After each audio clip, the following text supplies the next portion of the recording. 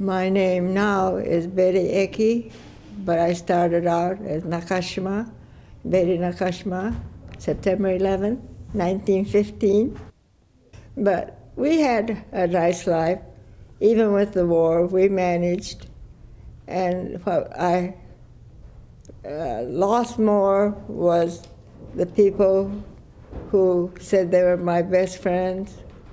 They quit talking to me, not because they disliked me, but if they were friendly with the Japanese, any Japanese, why, they would be in trouble. You know what I mean is their friends would say Jap lovers and things like that.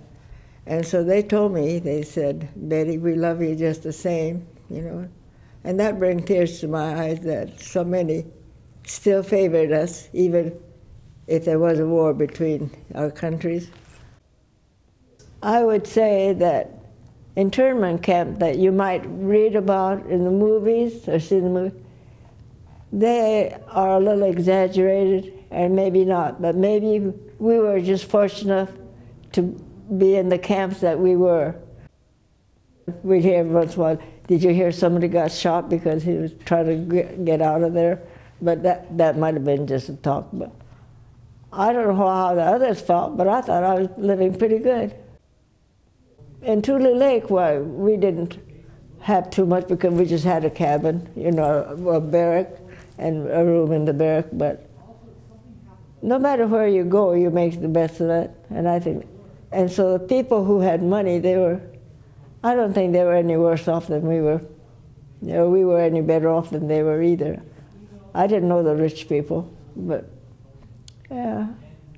Life is what you make it, no matter where you go. We were poor to begin with, so it might have even been better. We had hot water where we wanted it. We had a big laundry. I didn't lose anything big. The only thing I lost was what we call my own home.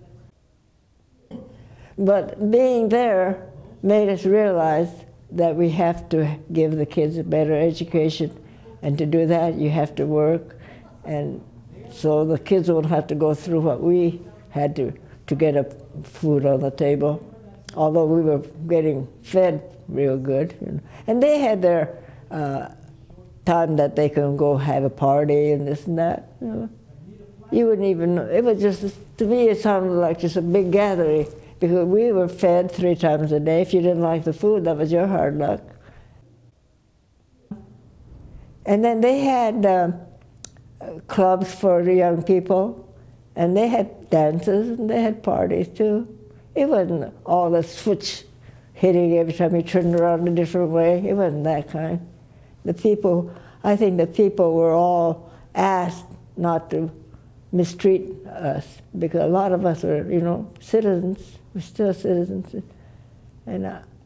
But in a way it was for our protection, because if you had a neighbor who didn't like you, he could set a house on fire every day just to get rid of us. So I worked as a laundry, you know, take all the bunkhouse cooks and the cooks' aprons and caps and jacket, and did their laundry. And so I got paid $18 a month, and Frank, he got about that much too, but he didn't stay in the camp very long.